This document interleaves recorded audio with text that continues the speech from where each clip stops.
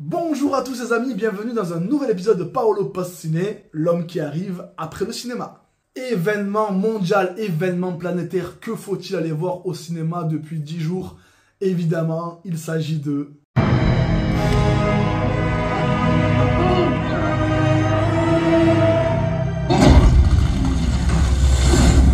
Super Mario Bros, le film, enfin. On va pas en parler 100 ans, il faut aller le voir. Il faut aller le voir. Moi, j'ai mis 20 sur 20 à ce film. Je crois que c'est la première fois que je mets 20 sur 20 à ce film depuis peut-être Le Seigneur des Anneaux, Le Retour du Roi. À l'époque, j'avais 13 ans et tout le monde applaudissait et je pleurais. Mais aujourd'hui, ce film a 20 sur 20. Pourquoi? Parce qu'il a tout ce qu'il faut pour qu'un film soit réussi. Musique, introduction, fin, milieu, rythme, doublage, dessin, effets visuels, histoire, cohérence, action, humour, tout y est.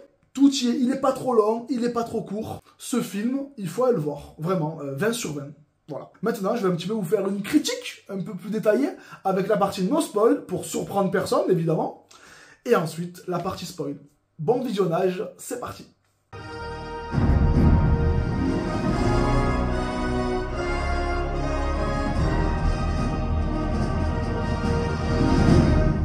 On n'avait plus vu de film depuis 1993 avec les Super Mario Bros. Ce film avec des vrais acteurs, donc, qui avait fait un flop. Moi, j'aimais bien quand j'étais petit, j'aimais bien ce duo, et puis il y a quelques phrases qui me sont restées. Confiance en la mycose, Mario, et confiance en la mycose. Évidemment, fais confiance à la mycose.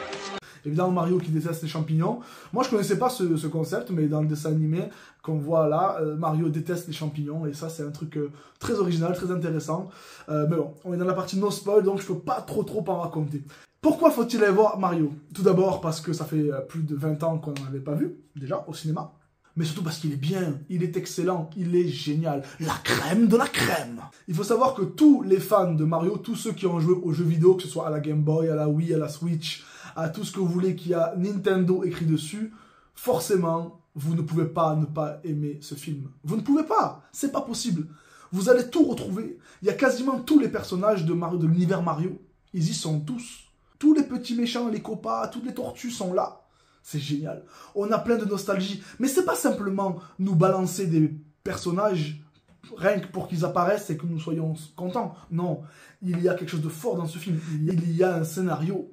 Il y a une écriture, il y a une cohérence à tout le film. Tous les personnages sont bien écrits. On a les origines de Mario, du super-héros Mario. Pourquoi est-ce qu'on parle de Super Mario Bros?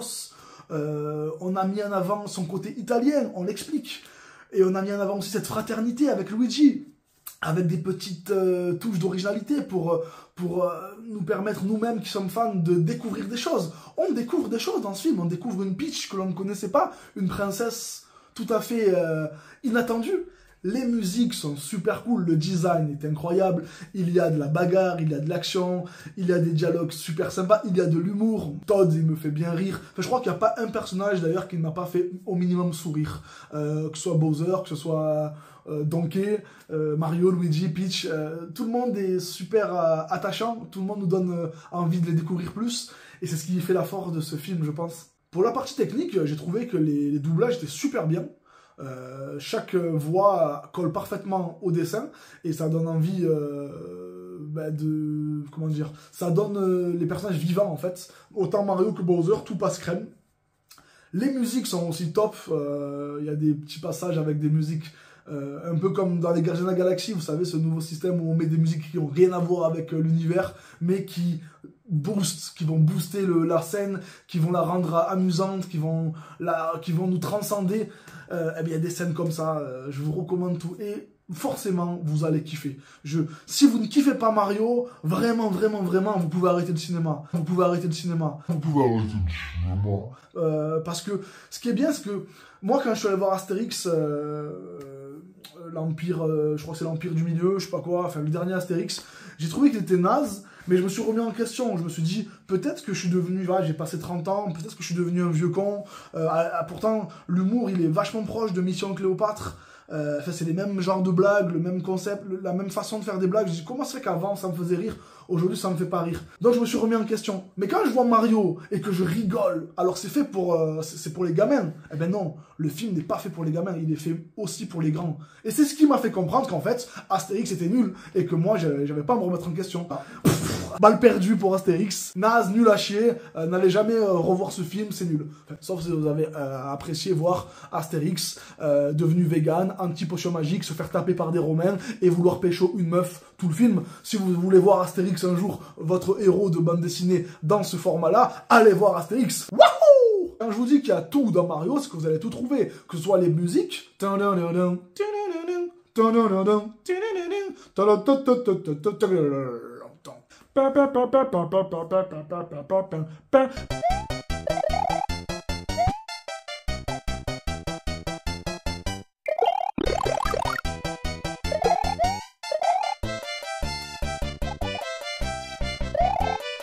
oui, en effet, je fais pas mal de doublage et de musique, rien qu'avec ma voix.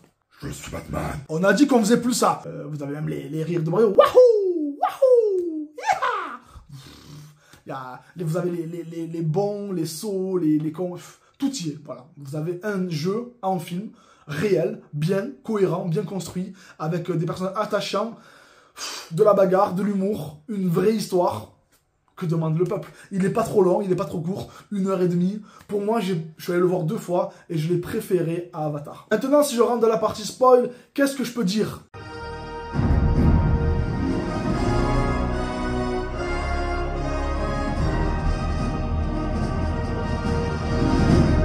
J'ai adoré les séquences qui nous rappellent le gameplay, que ce soit la partie où il s'entraîne, Mario qui fait que tomber, où il casse les briques, où il évite les plantes carnivores.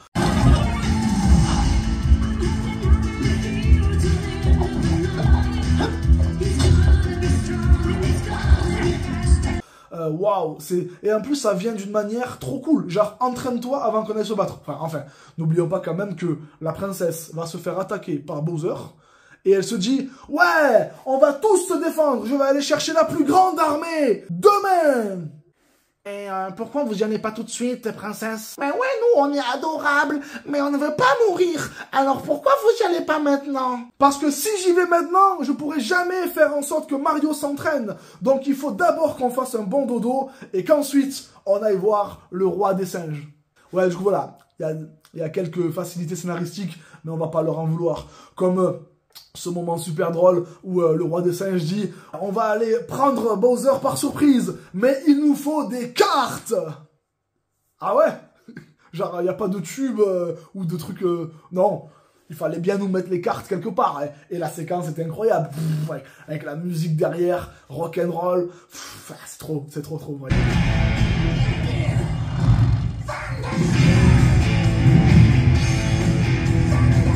Ils se sont gavés sur cette séquence. Moi, quand j'ai vu les cartes, j'ai fait magnifique.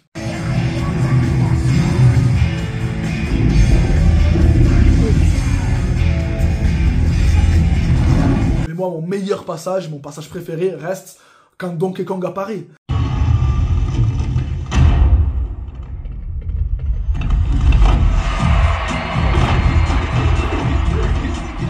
L'apparition de Donkey Kong, pour moi, était synonyme de plein d'espoir.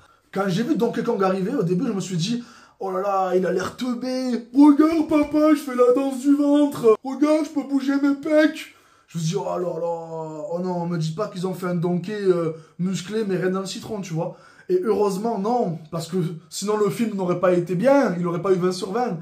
Ils ont eu l'intelligence scénaristique, j'ai envie de dire, dans tout. De dire « Non, non, Donkey vaut plus que ça.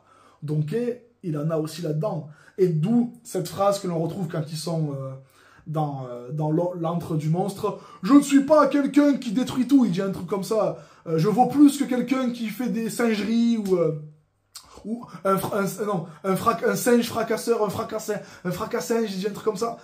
Donc c'est ce qui montre que Donkey, il a quand même un esprit, une âme et... Voilà, c'est pas seulement un gros balèze. Et moi, je trouve ça cool, en fait. Merci d'avoir respecté notre Donkey Kong légendaire. Quand je vois ce combat Mario contre Donkey, si bien réalisé, je me dis qu'on peut faire plein de combats par la suite. Et qui dit combat par la suite, dit Super Smash Bros. Melee, Super Smash Bros. Brawl.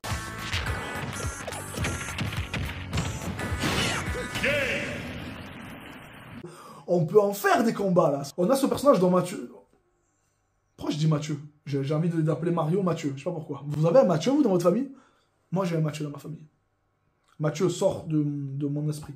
Donc voilà, il y a plein de petites scènes qui sont super intéressantes. Le combat contre Bowser, la princesse qui se bat contre Bowser à la fin avec de la glace, Todd qui fait...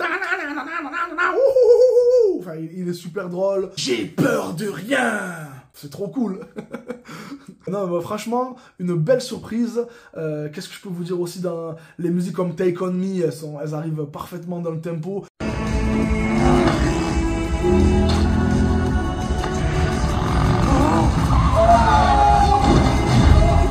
Le rythme est bien, ça fait de l'humour, de la bagarre, des références aux jeux vidéo, mais en même temps des découvertes. Mario qui aime pas les champignons, Mario qui est vachement proche de son frère, qui l'appelle Lou, au lieu de Luigi. Enfin, je trouvais ça drôle. Franchement, la partie où Luigi arrive dans le manoir, avec sa lampe torche, tout ça, forcément, on a pensé à Luigi Mansion. C'est limite à tout moment, je me suis dit, il va tomber sur un aspirateur, il va commencer à aspirer les fantômes.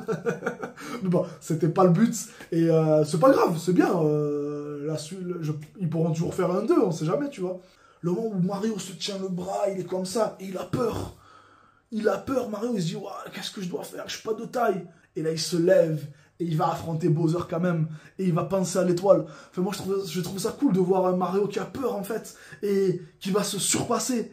Et qui va affronter l'ennemi. Moi, et en plus, il y a une musique derrière lui qui montre, voilà, il y a le héros qui se cache en lui, qui sommeille en lui, qui se réveille. Ouais, je trouve ça trop cool. Il y a des petits trucs qui nous donnent envie d'aller plus loin. On a envie d'aller plus loin. Ce film, pour moi, est un précurseur. Il doit lancer plein de choses. Plein de projets doivent se construire à partir de ce film.